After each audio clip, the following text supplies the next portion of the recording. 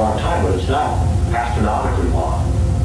One idea is to build small, automated factories that produce super greenhouse gases with no ozone-depleting side effects.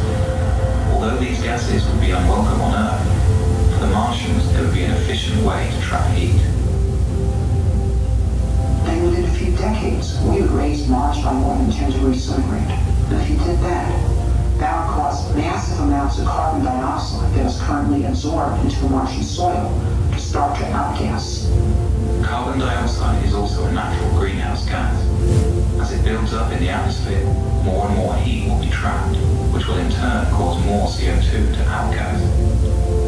The process will become automatic, and as the atmosphere thickens, Mars will eventually reach a state of equilibrium and stay warm naturally.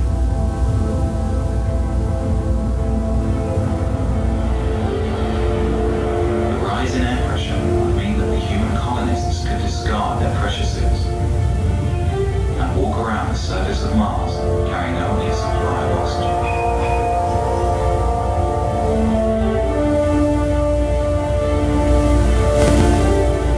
And as the temperatures rise on Mars, water frozen into the soil will begin to melt out. And for the second time in its history, Mars would have liquid water on its surface. The return of Mars to its warm and wet stage will make it a fertile environment for life. Any indigenous Martian organisms lying dormant will begin to grow, and Mars will be full of Martians.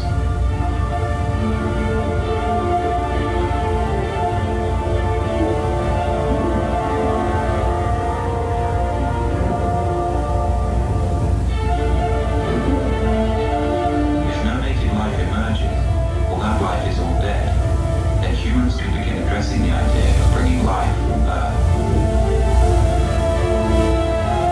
At first, it would be simple organisms, perhaps genetically engineered, that would thrive in the Martian environment.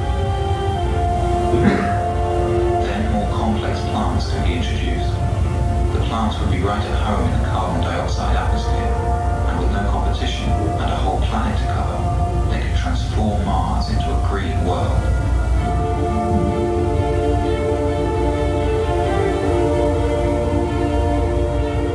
Warming Mars so that it sustains life is rapid, but then the slow process of making the atmosphere breathable for humans and animals starts, and that's done by plants. Although the process will happen naturally, if the colonists can't find a quicker way, it will take tens of thousands of years. And here's Dr. Chris This McKay's is a quote. philosophical debate. Many people think the universe has a big sign on it that says, "Do not touch, leave alone, it was made this way, it is not in our purview as human beings to change anything." I can respect that view, although I disagree with it. I think the universe has a big sign on it that says, "Go forth and spread life." Because when I look around the universe, I think life is the most amazing thing we see. It is just incredible. And we human beings are uniquely positioned to help spread life from this little tiny planet, which it seems to have started on, beyond. And that's our gift. Earth's gift to the universe, I think, is the gift of life.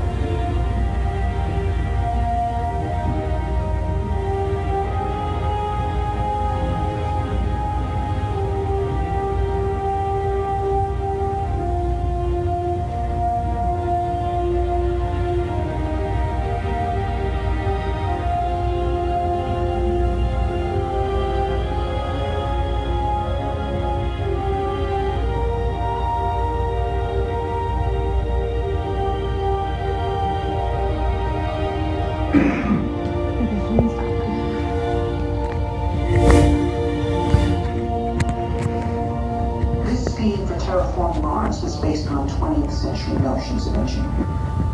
I don't think it is how Mars will actually be terraformed. What you have here is a 20th century mind trying to address a 22nd century problem.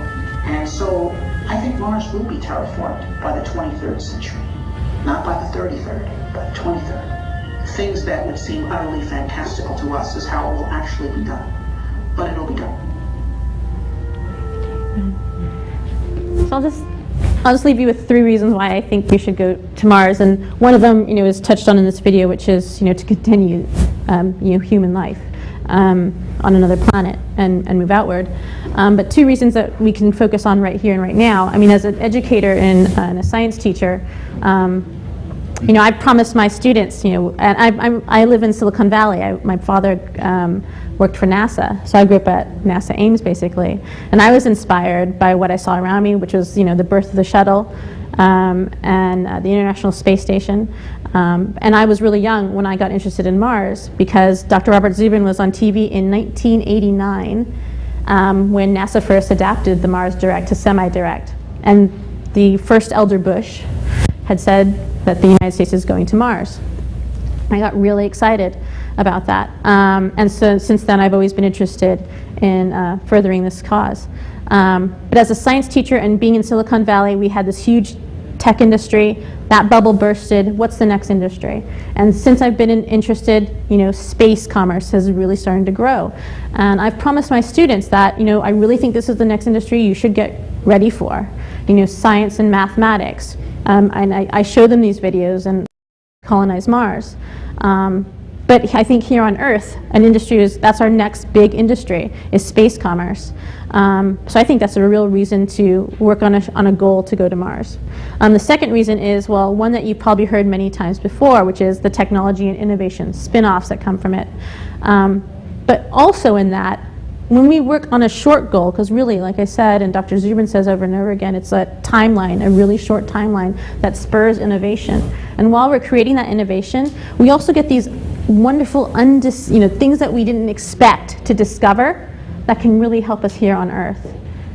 So it's not always just about the technology that's going to get us to Mars, but it's really what can help us here to flourish on Earth while we still have it. I think that's it for my presentation, and thank you for listening, thank you for being here, and I'm really sorry that I was late and quite unprepared, but thank you, and I hope you continue to be involved with the Mars Society. Thank you.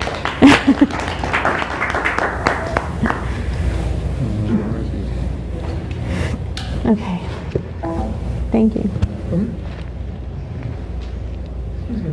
Yeah. If I could introduce myself. My name's Jim Gedra. Hi, I'm Jim. actually a psych professor at Murray State University, and I'm actually presenting later in the conference. Oh, great. But I've been developing this survey on trying to tap in what motivates people to actually invest, be interested in space, join space organizations. But I've only been limited to using college students because they're around. But I would be very interested in trying to possibly, if you could figure out a way to use members of the Mars Society to kind of get like a group of people who are very interested in space to compare to like the general public, and then actually kind of like test to see what could actually increase motivation in the general public as opposed to just people giving their thoughts or things Right. like that. Okay, and I can talk to you about outside, because my research is actually about talking to the general public. Oh, okay. Yeah, thank you. Do you need any help in here?